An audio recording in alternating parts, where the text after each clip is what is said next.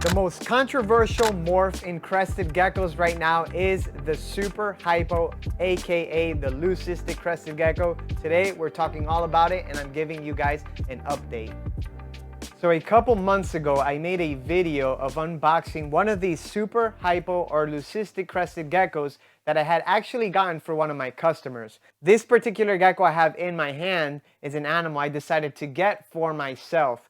Now this little male is one of these super hypo or Leucistic Crested Geckos that come from Reptiles by Mac. They are a large reptile distributor that wholesales geckos and other reptiles to pet stores. As you can imagine, in such a big operation like theirs, random genes and mutations pop up all the time, and this was one of them. Another popular mutation that popped up in their facility is the cappuccino gene. This gecko, which resembles a lot like a super cappuccino, is actually completely different and a different gene altogether. The super cappuccinos, as we know, as they start growing, they start to crash very quickly. They have very, very small nostrils, and that is one of the issues that they get, where the animal just doesn't thrive and eventually starts to perish very, very early in its life. I think most of them don't even reach full adulthood before they actually die. But these guys here are actually a lot hardier. They've never shown any health issues to my knowledge, and I know of several adults that are thriving and are doing great. They do have normal sized nostrils, and like I said, they don't show any health issues whatsoever, which is why I decided to invest in this new mutation. Some of you may say, is it unethical to breed a gecko that doesn't look like its wild counterpart? Now, personally, I do not think it is unethical because the gecko is healthy. If this was an unhealthy gecko or had a bunch of defects, I would absolutely say it is unethical and I wouldn't partake in breeding. That is why I never bred for super cappuccinos, because this is a healthy gecko and the defects are purely cosmetic. I don't see an issue in breeding this type of animal. The skin is see-through to an extent. The head structure is basically non-existent, and it does seem to have some reduced scalation. But with that said, none of those mean or equate to an unhealthy animal. In fact, this animal is eating crickets, it's eating crested gecko diet, and it's growing just like any other crested gecko I've ever kept. So, this is the first of its kind that I have in my collection, but I do know of other people that have these type of animals that have grown them out to be adults and haven't shown any health issues whatsoever. Now, can we see a health defect possibly pop up 5 or 10 years down the line with this particular animal or gene? Maybe, but as of now, we have seen adults that are a couple years old that are a-okay and aren't showing any issues.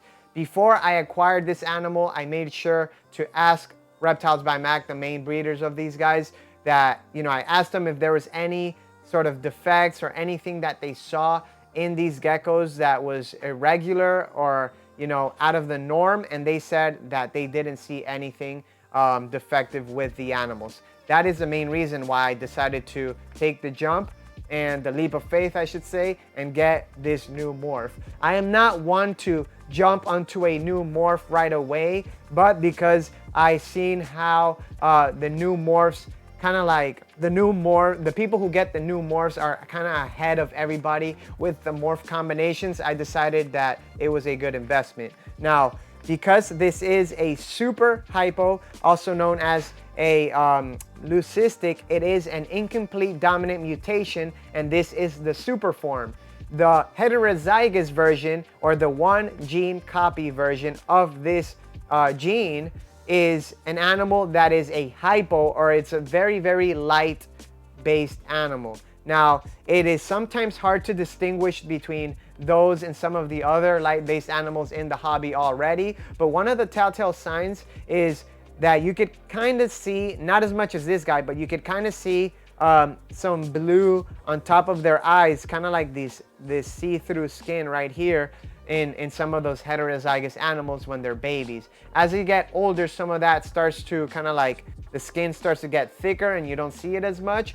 but they do kind of remain more of a hypo look. It isn't a very exciting gene. And what am I going to breed this to? Well, I plan on breeding this to quite a few different mutations and genes. Because this is a male and because it is a super form, anything that I breed this guy to will at least be a hypo, a genetic hypo, or a MAC hypo. I will be breeding him to reds, yellows, lavenders, and everything that I'm going to be putting him to eventually will obviously also have great head structure. Do I think that we could make this same exact animal but with a normal size head structure?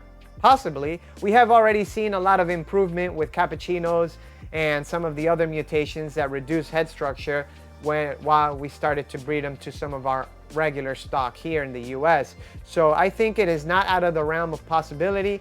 You could almost see some of the crest starting to pop up here and perfect eyelashes on this gecko. So I am hopeful for the future. Even if we don't get a crowned Leucistic Crested Gecko, I am not mad. I think this is a very unique and special looking gecko. I think that there is definitely a place for an animal like this.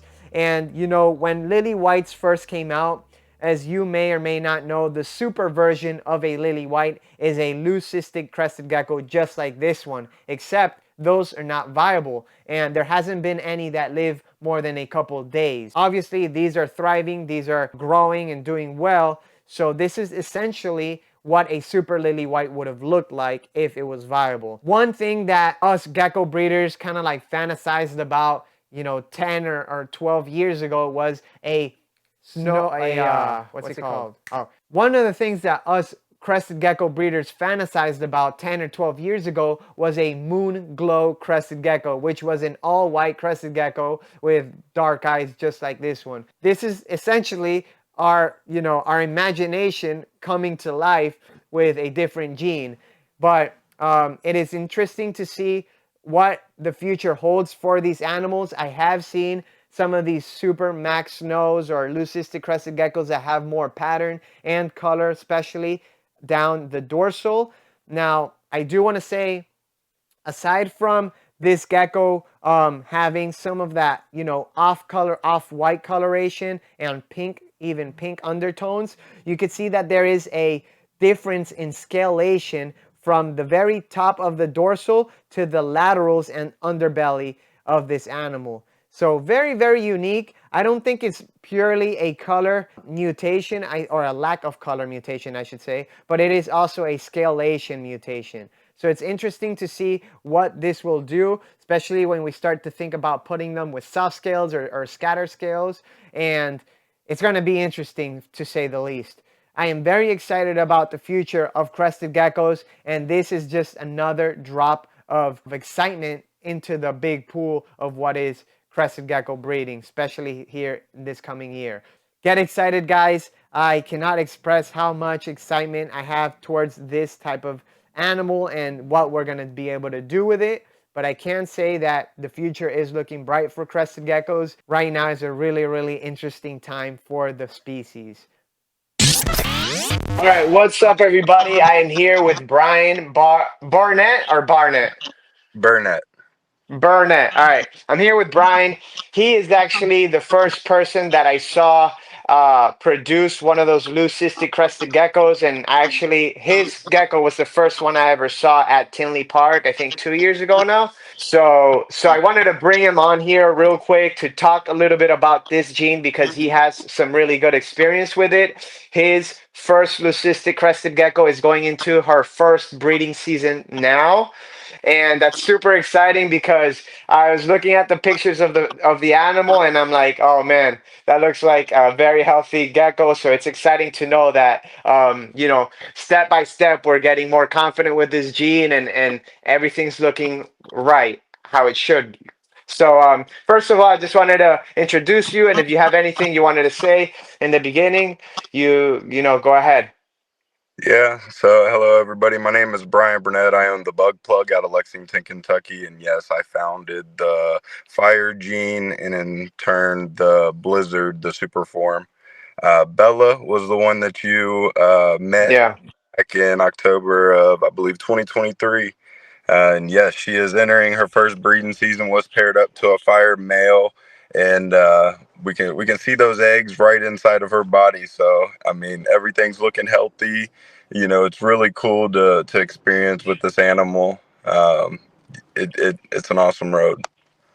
Yeah, man, I'm excited. So let's talk about that first. You called it the fire gene. Originally, I think you had named it genetic hypo.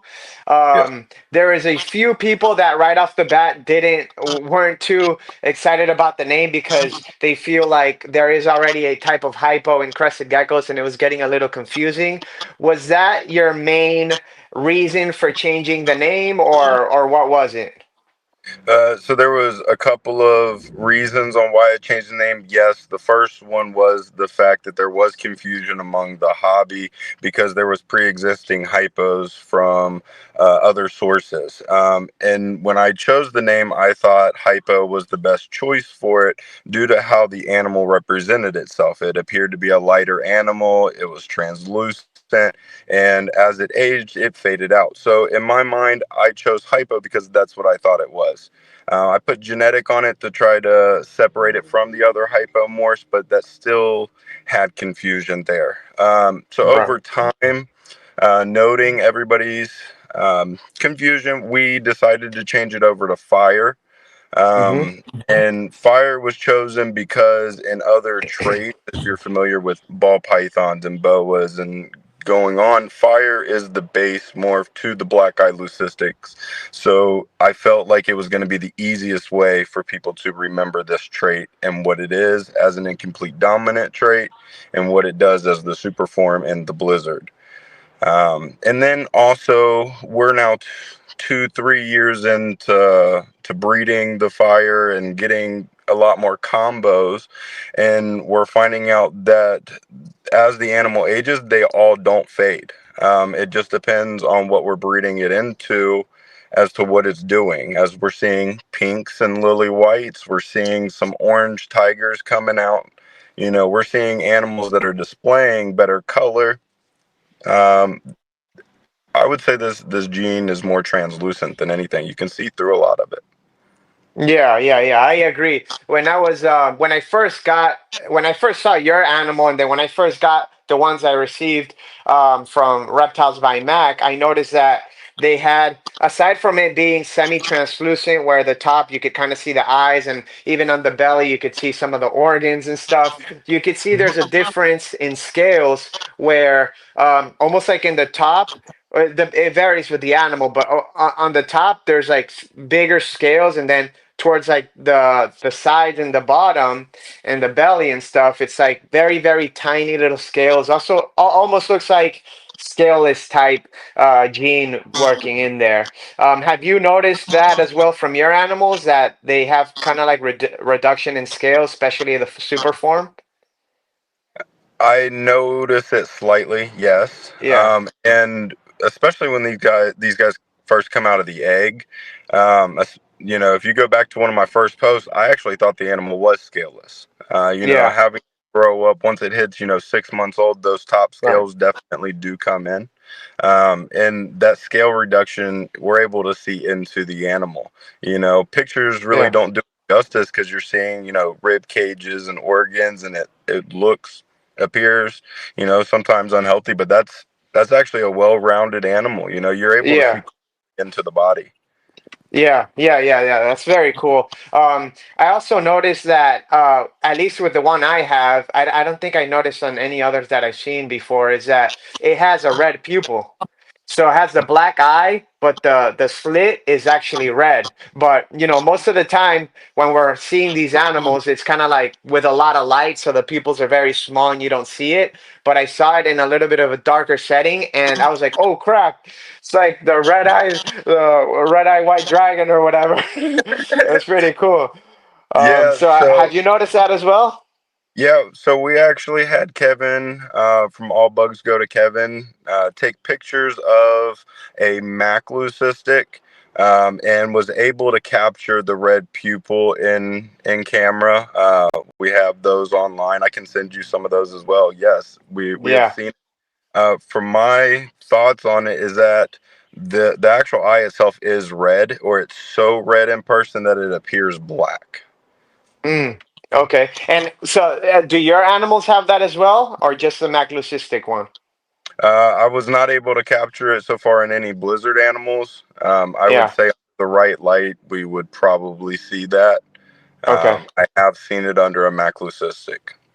Okay. All right. And so I remember when I came out with a video a couple months back about I had gotten one for a customer of mine, and I made a video about it. And to my understanding, or I should say this, in my opinion, I think it's the same gene. It just popped up in two different spots. Now, do you think that, or do you think it's completely like it's a separate gene and it won't be compatible together? Who's Our to time know? will, I right, mean, time will tell if it's going to be the same gene. Um, I don't honestly know. I bought mine, and at the time there was no, direct lineage to reptiles by Mac with my animal. I took it from one and built it from there. And then, right. after producing the supermorph and being confident in what I had, I named it and then posted about it.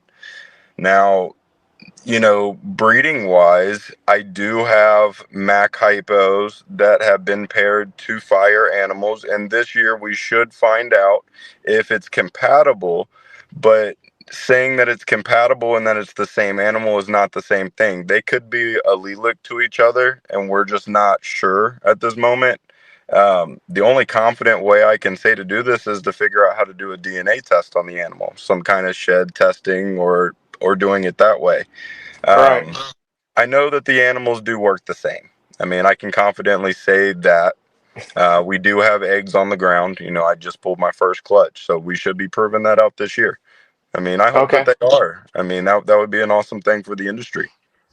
Yeah, yeah, yeah. No, I think it's so exciting, especially because we know the super form is healthy, and in the industry we have been chasing that all white crested gecko for so long, and Yeah. then we thought we had it with the lily whites, and then it turned out they weren't viable, and now it seems that okay, we finally got what we've been chasing. So it's really, really cool to see that pop up, and I'm happy that it came. I know it popped up on your collection, and it was like the industry was just like the hobby was just like mind blown. Everybody thought you bred lily whites together. People had all sorts of opinion, but now that it's been some time, I'm glad to see this thing kind of develop. Now, what are some of the main like projects that you have for your leucistic geckos, the blizzard? What do you want to pair them with? What do you think there's going to be any variation in the super form, or what do you want to see with the fires? Like, what kind of combinations do you want to see? So the first thing that I want to point out is this gecko is healthy. That is Yes. that is the main thing, and we're experiencing Bella, the first blizzard producing eggs, and hopefully by the end of the season, males actually producing viable clutches. So as of right now, we've got good nose structure, we've got healthy bodies, and we're able to breed. So with that being said, um, the first thought is to try to put some structure into the head, see if we can't add a crest in there. So I paired it to a project just as long as this one. It's a red and black animal, soft scale, really nice head, so we're starting to see fires with better heads, really nice soft scales. And that's where we're finding out that reds and hypo, that red actually stays as an adult. So, I mean, these things are really nice. They're popping, they're Mm, glowing. And then fire into lily white, man. We're getting pink lily whites. And I'm telling you, pink lily whites. These things are amazing, And then if we're going to try to do this one step further and breed it into a blizzard, can that lily white pattern go over into a blizzard? Who knows, but the possibility is definitely there. We're going to figure that out. Orange tigers being what I started with, 15 years ago, 20 years ago. That was, kind of your base morph back then, hmm. starting to see some orange tigers, you know, there, man, it's awesome. Some Yeah, bro. this thing is doing. That's awesome, man. Yeah, I'm so excited about it. Like my goals for it is definitely to put it to reds, to yellows, because I think those are the type of colors that it's going to enhance. It's going to make brighter and cleaner. Um, but of course, I have plans to put it with lily whites, all sorts of stuff. So it's so exciting. The future is bright with these guys. Yeah, so my goal is to kind of try to put it into everything that's out there. So I mean, we have hypo into charcoal. We have fire. Sorry, I'm still with the genetic hypo thing, but we have fire into like charcoal, fire into lily, into soft scale, empty back. We're starting to put it into some quad stripes this year. We have it into xanthic. So getting it out there into pretty much everything that we can is a goal. See what it can do. It's unlocking some pretty cool things so far. Yeah, man. Yeah. Is there so do you have I know you have Bella and that's she's already breeding this season, but do you have any others coming up, any other blizzards coming up that you're going to be breeding soon, or do you have any other blizzards that you kept back, or did you sell them, or have you only hatched one? What's the deal with that? So I've hatched three, Bella, and then I had two males. Still have one. One of the males was sold off to Dixie Reptiles. Mm, She still has that male. I believe her intentions is to breed that male. And then I have mine. I did have one that ended up never cutting the egg, and I got that one in a vial back home, so it's on my desk. I don't think that that's anything to do with the gene itself. I think that cresteds, just some of them don't make it out, you yeah, know. of course. So I did five up to this or four up to this point. Last year was not that great. I didn't breed too many fires. I was more trying to put it into genes than trying to produce supers because they were so interrelated. That's more going to be kept for this year, figuring out what supers are possible. We have a lot of combos going for the 2025 season. That's awesome, man. Yeah, like I said, I am super excited about this morph, especially when we start to breed it into some of our stock and start to put some structure behind them and everything. I think it's gonna be really, really amazing.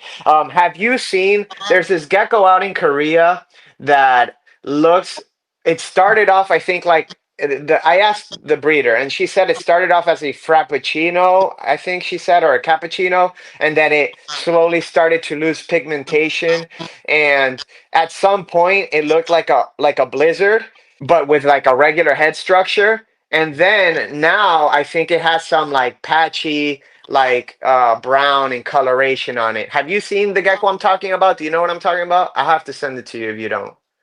I've seen a few similar to what you're talking about. I would assume Yeah, that they're completely unrelated. I know yeah, Korea has some awesome stuff out there. I've seen some yeah, weird yeah, yeah. stuff.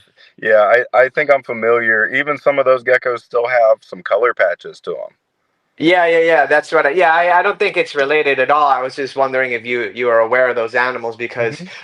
that one in particular that I'm referring to does have like a regular like decent structure, and I'm like, man, that's an awesome animal. So I can't wait to see if we could do that. Um, I don't know why. I think what happens is like there's a reduction in scales, and that's why the crests are being reduced.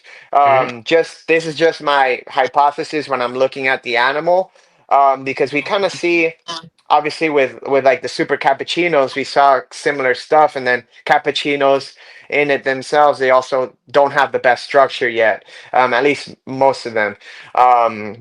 But I think we'll get there eventually. I agree. The super form in itself, yes, having that reduced scales does pull from that crest. The Yeah, awesome thing is you can add crest back with proper breeding. right. Quality breeding into these animals is going to be key for the future of it. I love the blizzard. I think that it's great. But we're focusing on fire too, making sure that we get the healthiest quality, most best ones that we could. You know, Right, yeah, I think we're gonna see it come back. The bad thing with caps is it just didn't do well, man. That right. calcium, not being able to absorb that, nostrils, things like that. I'm just We're glad that we're not seeing that in fire as of now. And I mean, I have a pretty decent collection of them at this point to pull from. on the base morph itself. I think that this is a very strong gene and has a lot of potential. Okay. So roughly how many fires do you have? A lot. A few at this point. I have a couple. All right, I got you. All right, my man. I mean, those are my main questions I had for you. Did you have anything else you wanted to mention or talk about? So with our gene, if you go to thebugplug.com/fire, that is a page dedicated to my gene. There's a place on there if you want to ask questions past this, you're able to go on there, email me directly. Other than that, Tiki, David, thank you. I greatly appreciate you guys, everything that you're doing over there. You know, it's pushed me to a much higher level in what I'm doing. I greatly appreciate this chance to come on and talk to you. Yeah, man. For sure. Thank you for coming on. And I'll put the link to the website, the article here on the description. So if anybody wants to check that out, they could click on that. But I'm super stoked about this, man. I know you are as well. So I can't wait to see what we could talk again in a couple years and see how far we've come. Absolutely. I'll see you again at Tinley if you're going to be there. For Congratulations sure, on the brother. little one as well. Thank you. Thank you. He's doing awesome, man. Thank you so Yeah. much. You as well. I know yours just turned a year old. So, Yeah. My little one's great. all right, man. So you may be wondering, what does a gecko like this go for? And right now, because they are extremely rare, they're going to cost anywhere from $5,000 to $8,000, something like this. Now, some of them out there, depending on sex and size, can be more expensive, but that is what you're looking to pay. They're not a cheap investment, and if you want to be ahead of the curve and the crested gecko morph combinations, then it is probably wise for you to get one and see if you could start breeding it to some of your other crested geckos. Me, of course, this is what I do to make a living, so the investment makes sense. But for somebody that is looking for a cool pet, you might want to hold off until the prices kind of like settle in a couple years. However, with that said, this is an extremely rare and beautiful gecko. I think it is one of the coolest morphs to come out in a long time, and I think we're going to have a lot of fun making new mutations and morph combos with this animal. What do you guys think? Do you think it is ethical to breed this animal like this, how it is? Do you think people shouldn't breed crestless crested geckos? Or do you think it is all good because it is for the pet trade? Let me know in the comments below. I want to hear your thoughts and I want to hear what the community has to say. Otherwise, guys, thanks for watching the video and we will catch you guys on the next one.